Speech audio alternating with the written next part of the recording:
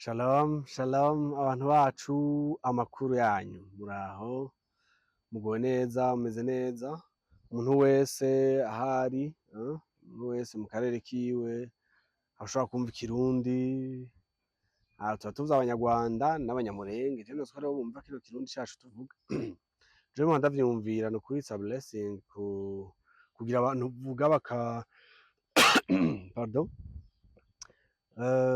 kugira abantu vuga bakakumva bakatahura ivyo uriko uravuga presque ijana kw'ijana. Je nibaza ko turi abakuze vraiment, abanyarwanda n'abanyamulenge nous sommes des cousins proches kweri. Sinzi ko mu bindi bihugu hari ibindi bihugu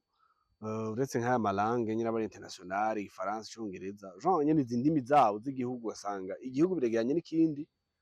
bakavuga bakumvikana gutya. Rero nibaza ko ari umugisha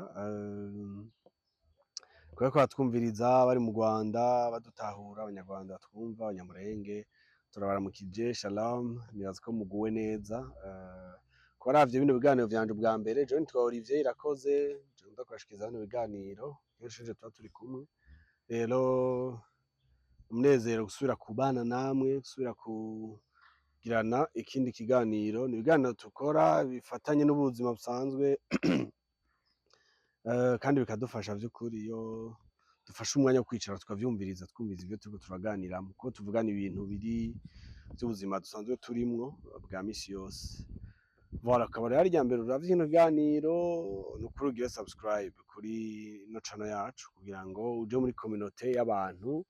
twama turi kumwe dusangira ubuzima, dusangira ama réalité y'ubuzima, ariko kandi duterana intege ingene ubuzima bwacu bwoba amélioré. Voilà, nuko sino nibaza ko mumeze neza, umuntu aho aherereye utameze neza, Imana imukomeze, imuhe koroherwa, imuhe kumererwa neza, abagwaye, abari mu ma prison, bari mu bibazo bitandukanye, ushobora kumviriza kino kiganiro urwaye canke urwaje, nukuri Imana ikugendere. Imana ikugendere, ukuboko kwayo gukiza kugushikeko uronke gukira.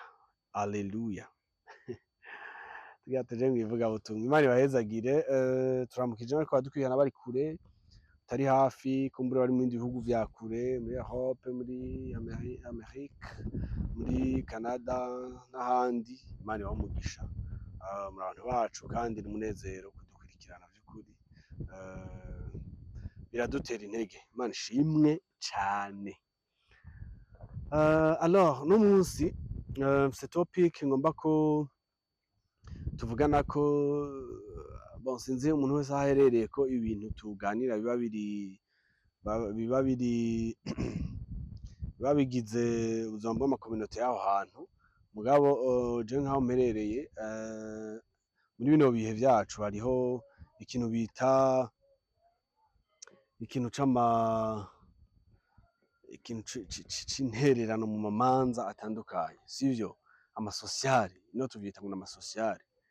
Ni ikintu vraiment ceze muri kino gihe, ceze aho wisanga envelope ija muri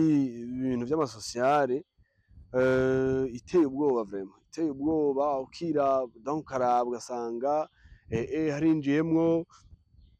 abantu bagira imanza nziza vraiment, urumva umuntu yagize dote, yagize mariage, uravyumva, tu dois t'impliquer, uravyumva izi manza nyene z'iminezero zibaho, umuntu yagize mariage, tu dois t'impliquer ku rugezo nuru nuru, urumva izi rero manza nziza z'ubugeni n'ibindi zo zirafatanye n'ibi bindi, ukazabona umuntu yavyaye, hariho ivyo bita ngo ama bride shower, ama baby shower, uravyumva, ngira ngo avant ko umuntu agira mariage na après yavyaye, ingene ivyo vy'ama baby shower, abagabo hari igihe tutaba dufise n'ubumenyi bwavyo bwinshi. Rero ugasanga izi manza vraiment nukuri ni nyinshi kandi zisaba umuntu kuzibamwo, zisaba umuntu gucontribuer, kidi kuzibamwo ntiba bakeneye kubona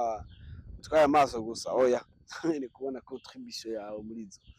Urumva ntidushizemwo izi manza nazo manza mbi, urumva umuntu yabuze n'amaterema n'ibiki ainsi de suite, vyinshi. Ama cas sociaux rero nukuri ikintu kiriko kirananira abantu amagestion yavyo kubera gisaba uburyo, haba hiyongereyeko uburyo bw'ingene umuntu abayeho misi yose, uravyumva, rimwe na rimwe izi manza bagomba zihanaguye guplanifya, hari izishoboka urumva nivyo umuntu aba yagutumiye muri mariage aba yaragize iki urashobora kubiplanisha mugabo ushobora kumva umukorege ngo arabuze umuntu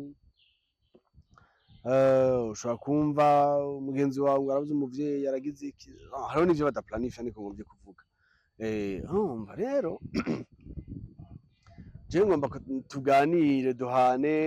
ivyiyumviro mu commentaire ngira muzotubwira ico muvyumvirako mwebwe ama challenge karabashikira aho muherereye murabona ko ari challenge zibaho ziko zirashikira abantu actually bimeze gute aho umuntu yisanga vraiment murumva urafise ingene utegerezwa kubaho misi yose utegerezwa gufungura utegerezwa kuriha inzu utegerezwa kwideplace uja ku kazi afise abana utegerezwa kubigisha mugabo hajemo n'ivyo bintu bimwe bitegurwa n'ibindi bidategurwa rero iciba challenge mu bintu bijanye n'uburyo bw'amafaranga mugabo rero ikintu co kugarukako kandi gikomeye nuko ivyo bintu sinzi vyo kwirengagiza kuko twese n'ibintu bidushikira ushobora kuba uriko urakora kino kiganiro utagize mariage n'umuntu yagize mariage nayigize ndi umupapa umuntu yagize mariage arabizi neza ingene izi manza nukuri wawe ndatuse abantu ufise n'ibintu izi manza zikora abantu sinobabesha harimo uruhara rwa mwene vyo n'ivyo mugabo kandi urubanza rukora abantu iyo ufise abantu vy'ukuri abantu barakabaho baragusapotinga ukanezerwa ukabona ko hari umutwaro bakugabanije sivyo muri bino bihe vyiza turiko turavuga dufise imanza nziza pardon ariko kandi niyo uri mu manza mbi navyo nyene vy'ukuri intervention y'abantu irakenerwa ivyo vyose nabinyuzemwo nababwiye ngene mu minsi nabuze umuvyeyi nabuze umupapa wanje urabona ingene abantu bakenerwa vy'ukuri urumva hari igihe uduga ugasanga amantare amabera ruguru iki ainsi de suite rero izi manza mwumva mw'abantu nubwo ari ama challenge zirakenewe kuko ibi bishikiye abandi nawe ejo bizogushikira kumbura abantu bagira bagushikire wavyaye uravyumva ejo nawe uzoshikira abandi bavyaye sivyo kumbure ibi vy'ama bride shower umuntu agiye mariage umukobwa baramugiriye utu surprise twabo ainsi de suite uravyumva ukagiriye abandi nawe ejo bazokakugirira kumbure n'ibindi rero izi manza zirakenewe vraiment iyo turiko tuvuga ibintu turiko tuvuga ngo ntizikenewe urumva aya makaso sosiyo turiko turavuga turiko turavuga ngo ntakenewe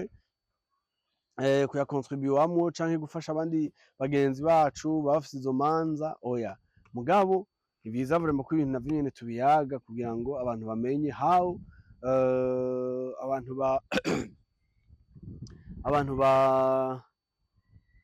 abantu bovyikomportamwo sivyo donc ikintu ca mbere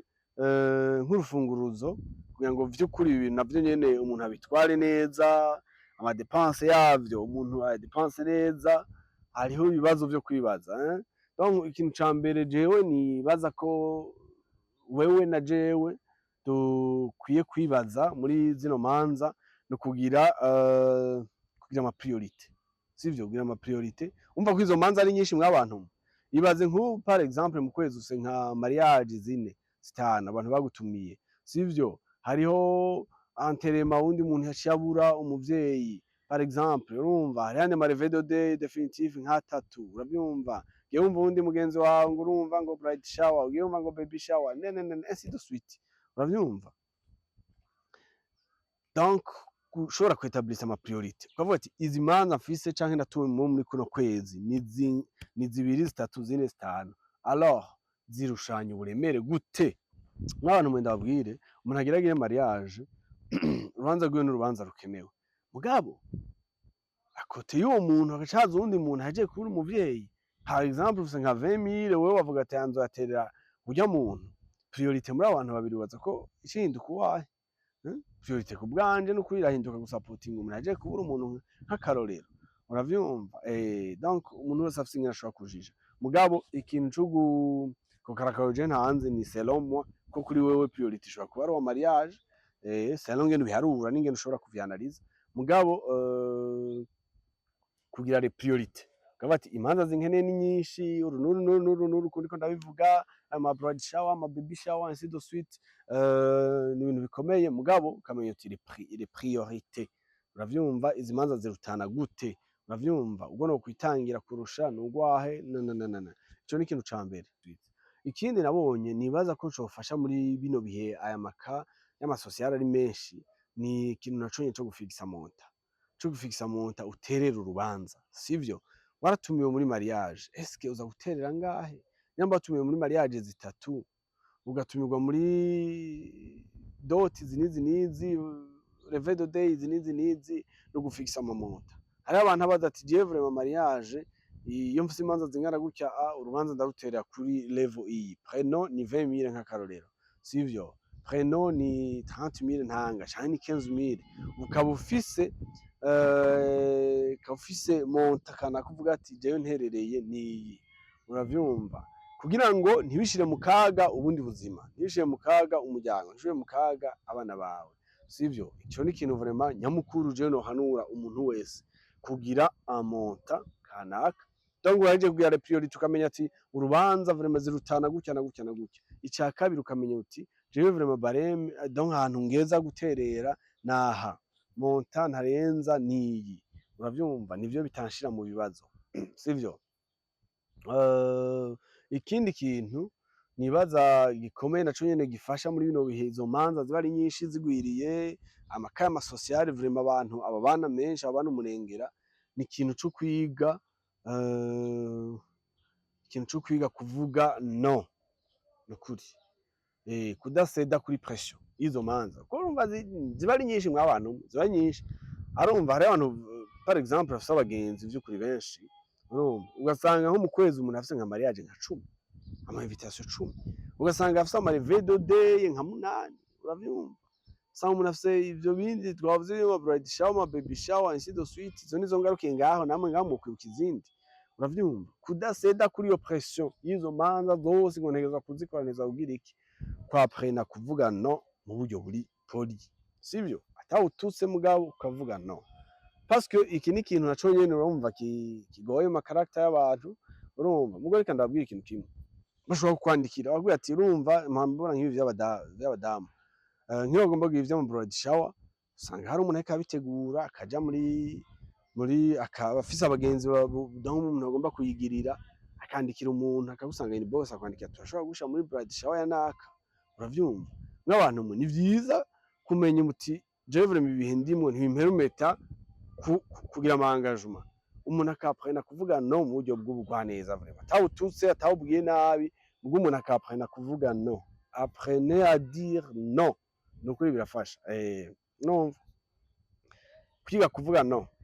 ntibiri muri caractère zacu vraiment, mvuga uti sha sinomubabaza, sinogira gute, mugabo ejo ukemera ko ushira muri groupe kanaka, hanyuma bikakunda contribuer, bikakunda kotiza, hanyuma c'est pas bien, c'est ikintu ciza vraiment. Kandi wagiyeyo upfa kwinangira gusa, wari kubona ko wari kubabwira uti jewe vraiment ino minsi ntabishoboye, ni ukuvuga ugire sagesse y'ingene uvyanka mu buryo buri poli, mugabo ntiwemere ibintu vyose, uravyumva? Parce que sigomba abantu barépondre singomba abantu donc bareponde ku ma demande yose, urumva? Ivyo umuntu wese asavye umuntu abiparticipemwo, abijemwo canke agira iki, oya, nukuri si ngombwa. Hari igihe bisaba ko umuntu avuga no, uravyumva? Ako naka astuce nibaza nako nyene gashobora gufasha, ni ikintu ca gatatu nibaza ko gishobora gufasha vy'ukuri, umuntu akiga kuvuga no, iyo ibintu bidashoboka ntibishoboka. Bakubwira ati tugomba tuzodugane kwa naka afise enterrement izobera ruguru, uri mu bihe bidakunda wige kuvuga uti nukuri vraiment jewe vyari vyiza, mugabo uburyo ntibubinkundira muri ino misi, uravyumva? Mugabo bikunda ubikore vraiment n'umutima mwiza, mugabo bidakunda twige kuvuga ko bidakunda, ibintu bidashoboka, sivyo? Kugira ngo ntidukore amakosa, ntidukore amakosa, parce que urumva hari igihe ukora amakosa ugasanga ushize mu kaga umuryango, ushize mu kaga nawe canke urishize mu kaga, urumva urishize mu kaga, ukoze ibintu bidashoboka, bitari mu bushobozi bwawe muri ico gihe, kandi hariho ndaca usigura ngo nagize ngo amasocial menshi ngo ibiki n'ibiki, oya ntibikunda, voilà. Hanyuma akandi kantu nibaza ko nako nyene gahambaye kandi kofasha, ni ikintu co kuroporta, sivyo? Ikintu co kuroporta ibintu, uravyumva? Ikintu co kuroporta ibintu, iyo tuvuze kuroporta ibintu ngomvye kuvuga iki? Par exemple, reka twiyumvire akarorero kari pratique. Donc abantu bashobora kuba bariko baraterera umuntu donc agira mariage, muri groupe ainsi de suite canke murasangiye ibikorwa, muga ugasanga izo data agiragiriyeko ubugeni nk'akarorero nta mafaranga ufise, sivyo? Rero hakuja kugurana amahera ngo ugiye kunguka amahera yunguka, hariho abantu bagurana amahera yunguka amashirahamwe, ugiye gusaba ideni ry'amahera yunguka bazogusabako inyungu ngo ugire utereye mariage umuntu, gute udashobora kuroporta ukavuga uti jewe vraiment ubu nyene singa ndamuterera, ndeke wanga wumva na mariage ayikora ihere, mugabo inyuma ya mariage nazo inyuma y'ukwezi iyo enveloppe yanje yaba ari ya 20 000 canke ya 15 000 canke ya 30 000 nzoyamuha, uravyumva ndazi ko nzoba nayaronse. Naho inyuma ya demo amahera yamaryoshe bagenzi, inoti zama ziryoshe umuntu azikuzaniye naho inyuma ya demo inoti yamiryoshe urumva. Alors kwiga gureporta ibintu ico ni ikintu gihambaye,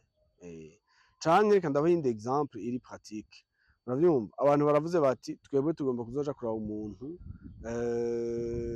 yarabuze nk'akarorero, uravyumva mugabo ico gihe bagira babikore nta buryo ufise, uriho kuja mu madeni ngo mpaka nawe ngo utange ngo enveloppe ngo uje mu bandi, ushobora ati jewe vraiment nimugikore ubu nyene uburyo ntibunshobokiye mugabo nibwanshobokera nzobikora, hanyuma inyuma y'ukwezi canke inyuma ya 2 mois, uravyumva ya mafaranga uyaronse pourquoi pas naho inyuma ya 3 mois, uravyumva wari ubifise ku mutima ugahitana enveloppe umuntu ukamushira ukavuga uti nukuri vraiment waraciye mu bihe bigoye, waraciye mu bihe vy'ivyago, jewe vraiment sinashoboye guparticipa, urumva sinashoboye guparticipa, ntaco nashoboye gukora ku bwawe, mugabo ubu Imana irabinshoboje, ico gihe ntivyankundiye uburyo ntibwabinkundira, mugabo ubu buryo burabinkundiye, ukuri akira kano ka enveloppe kaze kagufashe, canke mpore warabuze, uravyumva. Donc kwiga kuroporta ibintu sinzi ko muvyumva, ikintu umwanya kigira gikoregwemwo ntaco ushoboye, mugabo ushobora kuzogishobora mu minsi iza, uzogikorera mu minsi iza, uravyumva. Naho nyene n'umuco tudafise mw'abantu, uravyumva ko arigihe bariko barakotiza na wewe utegerezwa kwiyaranja uje mu bandi, uravyumva mugabo hari igihe usanga uburyo butabikunze, uravyumva. Ivyo vy'ama baby shower turiko turavuga canke vy'ibindi n'ama bride n'ibiki, uravyumva bashobora kuba bariko barabikorera igihe wewe utamerewe neza financially mu buryo bw'amafaranga, utamerewe neza kubera iki wihata ukita kwiwe ngo mpaka à tout prix je dois kubikora ndabikora n'abandi, oya utabishoboye nta probleme mugabo reporta uzobikore after, yeah good. Nibaza ko nico ari ikintu vy'ukuri gishobora gufasha kugira ngo umuntu naho nyene amakasosio twumva agwirana abantu, umuntu wese akubwira ati jewe vraiment ibara ryangwaye amasosiyete mfise ni ishano ni menshi donc kugira ngo umuntu yisange ariko arabikora neza, sivyo? Donc iyo ni astuce vraiment nayo nyene nibaza ko ishobora gufasha, ni ikintu nibaza gishobora gufasha kwiga gureporta ibintu, sivyo? Hanyuma ikindi ca nyuma kandi ka nyuma nibaza ko nako nyene gashobora gufasha no kwiga gukora ibintu umuntu ashoboye, c'est ça?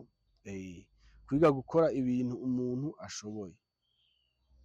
ndakora ivyo nshoboye. Ikintu je nagomba ntange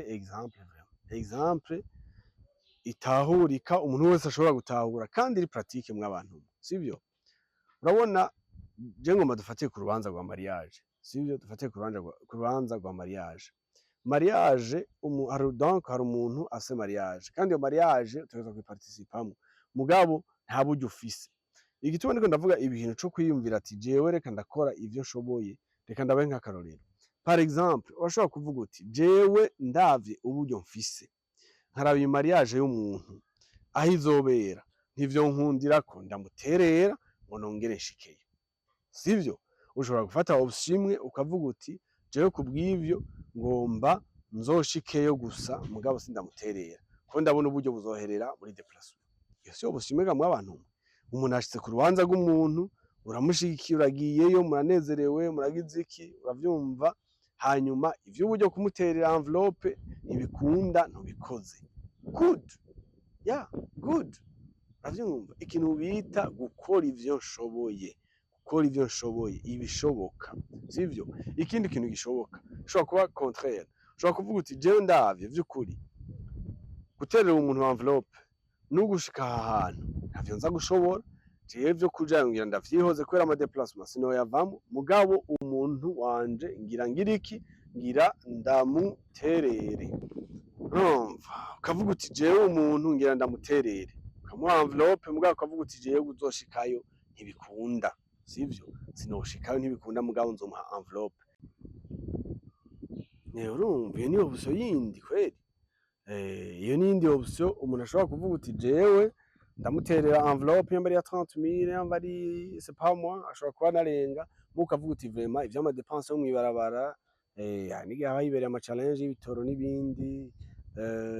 bon canke mu yose aherereye nyene ntumbaze uravyumva. Mugabo umuntu ashobora kuvuga uti jewe vraiment ama dépenses y'ama taxi n'ibiki vyo gushika hariya hantu urubanza rubera ndayihojeje mu ka envelope ndagategure gakwiye ndakamurungikira. Naco nyene kikaba ikindi kintu ciza. Ni kumvuga point ikomeye bita gukora ibishoboka, gukora ivyo nshoboye, uravyumva. Ni nkuko mwabantu mwe umuntu ashobora kuba afise urubanza par exemple mariage, tumwe dufata kuri mariage, mugabo umuntu akisanga nta buryo ufise par exemple bwo kumuterera, mugabo umuntu akavuga ati jewe ico nshoboye kumuterera nzomuterera amaboko yanje, sivyo jewe nganje muri komite Jean ngenda musaba kuja muri komite hanyuma nzoterera ibikorwa nzotigita anshire mu bikorwa, anshire muri komite ntigite mu bikorwa, mugabo vy'amafaranga vraiment ntayo ngira, vyumva amafaranga ntayo ngira, mugabo ibikorwa nzotigita. Hano babatigisi vraiment ashobora gukorera ibikorwa kuko urumva sinzi ko muramubibona, hari abantu bagira abantu bitiranya ugasanga donc umuntu yakubise abantu muri komite akibaza ati abantu obligatoirement cyane nécessairement abantu nibo bazonterera nibo bazogira iki, nuko sivyo. Muri komite shira abantu b'abakozi, shira abantu bagutunganiza urubanza, ko muri komite ushobora gushira abantu wibaza ngo donc ushize abantu b'abanyamafaranga ngo ni sawa ngo urabitoye, muri abo bantu ugasanga nta mwanya wo gutita bafise, nta muntu azoja kuri sare kurabira, ntawe ntabugira, bavyumva kubera iki wikutiyemwo abantu ngo bakubisemo abantu b'amanoti. Oya, komite kubitamwo abantu bashobora gukora ibikorwa, sivyo. Voilà, rero iyo nindi option umuntu ashobora kuvuga ati jewe vraiment je dois participer mu rubanza rwa nakamuga nzokora ivyo nshoboye. Aho navuze muri mariage, mugabo si mariage gusa no mu zindi manza umuntu ashobora kuvuga ati jewe reka nkora ivyo nshoboye nibi bigarukira. Voilà, rero nibaza ko ivyo bintu vy'ukuri umuntu abikoreyeko vyofasha, sivyo. Mwibuke ibintu navuze kugira priority, umuntu akamenya ati izi manza ndazifise ari nyinshi, amaka sociale y'amasociale ni menshi, mugabo ama priorité naya gutya, sivyo. Hanyuma yo kugira ama priorité umuntu akamenya ati urubanza je ntereramwo plafoniyi, sivyo, amaya nterera naya, kugira ngo umuntu ameneke amaso, urundi niko bavyita, umuntu ntameneke ijisho, uravyumva. Sino ahegeye usanga umuntu akorera amaka y'amasociale kweli, uravyumva, amaka y'amasociale guterera y'intererano gusa, intererano ibaryoca ariko ntawo bivamo, sivyo. Hanyuma inyuma yo kugira donc aya mafaranga tubavuze ikindi kintu co kwiga canke kugira umuco wo kuvuga no iyo bidashoboka, sivyo. Ntibakurunde mu bintu vyose ngo ma baby shower ma bride shower ngo wemere, uravyumva. Iyo bidakunda uburyo butabigukundira ko nibatwara yamenye batwara y'amafaranga, iyo bitabigukundira polima twige kuvuga no atawututse atawushwaniye. Surtout ko umuntu aba yagize na chance bakamubaza ati tugushire muri groupe. Nabonye ubu arege wisanga ino muri groupe utanabisavye, mugabo abantu baziga kwita mu parametre bati ngaho uzonyemvita urabeshasha, uzonyemvita sinzoja muri groupe nashaka. Kubera iki umuntu yashobora kwisanga muri groupe 5 canke 6 atanu umuntu numwe yigeze amubaza. Mugihe iyo umuntu wagira ubona akakubaza ati ndagushiye muri bride shower ya naka canke iki ainsi de suite, ushobora kuvuga uti no kuri vraiment actually oya natobusigurira impamvu, uravyumva ubwo ubona uti kamwe ntibikunda. Hirya yico twavuze iki kintu cyo kuroporta ibintu, kubera ko banaka bagiye kuraba umuntu bunyene bitagushobokera, ntuje mu ideni ngo mpaka ngo nawe ngo contribute, oya reka uzobikora igihe kanaka, kuko nagize mariage ubunyene nta buryo ufise, ntucumuye ntukoze icaha, urabona ko amaherezo yaronka muri 2 mois ziza nta ngorane, ufise umutima. Ico gihe rero ni wayaronka reka uzomuterere, uravyumva. Kwiga kuroporta ibintu bikoze ubunyene mugabo uzobikora ikindi gihe, uravyumva. Naco nyene ni ikintu ciza donc cofasha. Ikintu ca nyuma rero tuvuze ni iki cyo kwiga gukora ibintu bishoboka. Manza ziba zihari mugabo ni iki gishoboka. Umugenzi wawe yabuze umuntu, sivyo, anterema izobera ruguru kandi arashaka abamuherekeza, sivyo. Wewe ntushoboye kuduga mugabo urashoboye kumuterera, kora ivyo my dear, uravyumva wewe ntushoboye kumuterera mugabo urashoboye kuduga par exemple ukihira contribution kuduga kora ivyo bikunda canke ivyo biri vyose nta na kimwe bikundira ko bisaba uburyo mugabo amaherezo yaronka hanyuma reka uzokore ivyo donc uzokora ivyo voilà canke ariko arondera umuntu amufasha akaorganiza barondera imodoka nubwo ata amafaranga ufise ese nta connaissance ufise yo kumutigitira imodoka ishobora kuduga kora ivyo sinzi mu vyumva iga gukora ibintu ushoboye kugira ngo bikunde aya makaya amasociale vraiment abantu bama ariko baravuga ati je nsama invitation mirongo uravyumva hanyuma abantu natwe tuba dufise imanza twige no kubitahura utabonye umuntu mu rubanza rwawe umenye ko hari imanza nyinshi canke donc umuntu yumvira mu masenario uko ahora dushikira niko nawe gushikira uko wisanga uri muri capacité yo kuzitera zose niko naka bitomushobokera uko wisanga utabishoboye ubu mugo uzobishobora ikindi gihe niko naka vyo mushikira voilà donc nuko rero nibaza ko ico gihe ibintu bica bigenda neza aya makaya amasociale tuyakora mugo tutaremerewe sizwe mwavyumvise ikintu ahereyeko arakenewe uko mugenzi umugabo mu kirundi baca umugani ngo umugabo mumwera ubwanwa bugashaka kumenyera ubundi umugabo umumwera ubwanwa bugaca akakumwera ubundi sivyo hanyuma kandi hari undi mugani bavuga ngo akebo ugereramwo abandi nawe niko bazokugereramwo hanyuma urumva rero no kubizera bavuga ko hagiye ico umuntu abiba nico yimbura umuntu w'abantu umuntu aterera abantu umuntu akorera imanza abantu umuntu azifasha abantu nabo barazimufasha ntubu umuntu ari ngaho yigunga canke avuga ati abandi batajijuje sihondi oya nukuri vraiment ba mu manza z'abantu zikore participe mugabo mugene amasagesse y'ibintu meje kubabwira byobafasha kubikora neza nagize kuri kano kantu ari umuntu nigeze kumva ngo mu manza y'abantu yamavuga ati je simponyora y'abantu simponyora y'amuntu afite friki asinote afite amafaranga hanyuma ntagende akamari kabaruka ama envelope areka barungikira baterera agira gute uravyumva hanyuma gihe kimwe nawe arabura umuntu arabura umuntu kwera arabura umuntu numwe kweri abantu bose ngo bakarukira ama envelope ati no kuri vraiment mwihangane twese byabashikiye bakarukira envelope nyirabuze nk'abantu babiri bazana izo envelope z'abantu batatu gusa ubundi akayirukana n'umuntu ataza ati mpera naka cyangwa umukozi ati nshira muhira kwa naka uravyumva ni ikintu kibishe uwo muntu ngo vyamuhaye isomo aravuga ati kumbe kweri birakenerwa kuba mu manza z'abantu birakenerwa participer mu bintu by'abantu rero nababwira no masters canke ibintu bintu vyodufasha mugabo vy'ukuri je vous incite kuba mu bintu by'abantu mukora imanza z'abantu parce que izo manza z'abantu mukora namwe bazozibakorera mugabo kubera ko uburyo ari buza nk'ikidutangira canke buza nk'ikidusaba kwiyumvira kabiri mwiyumvire kabiri ibintu mubikore neza muri ubwo buryo tuje kuganira nuko je naziko ivyo bintu bigufashije uriko uradukurikirana voilà merci beaucoup kwa dukurikiranye rya mbere nabivuze jewe ndakibashikiriza kino biganiro nitwa Olivier irakoze je twama turi kumwe tuganira ku bintu bitandukanye akaba ari cyo kongera kuja muri commentaire basha no kuba muja mu commentaire muje mu commentaire wandike nyamba iganiro twagize uvuge donc dutera intege cyangwa tubwira aho kwameliora ainsi de suite urumva canke nawe ufise ico bivuga ko ugira ico bivuga ko ni ibintu bidufasha by'ukuri ni ibintu bidufasha umuntu akumva ati sinatamvye nirorera urumva canke hari abandi bantu bafise ibindi vyumviro bitandukanye n'ibifise hanyuma vyose bikafashiriza hamwe kubaka sivyo kubaka amasosiyete tubayemo kubaka ikibano kubaka ibihugu vyacu mugabana bakagira ubuzima bwiza ntibaremegwe kiaza umuntu yoremerwa nguma nkora ama mariage y'abantu urisanga nguma nterera abantu ntibikakuremere kuko ejo nawe bizogushikira abantu baguterere voilà nuko utaragira subscribe uyigire igane ugipartage abandi urumva ugushe ku mastati igane nk'ibi mu bishe ku mastati kugira ngo bifashe abantu mu bihe nk'ibi by'ukuri mu bihe nk'ibi abantu baba bafise ama panique y'ibi bintu duhejeje kuvuga vyose igane mu bishe ku mastati mu bisangiza abantu kugira ngo abantu bagire ubumenyi canke bagire imyumvire voilà nuko Imana ibahezagire mugire n'umusi mwiza ibihe vyiza.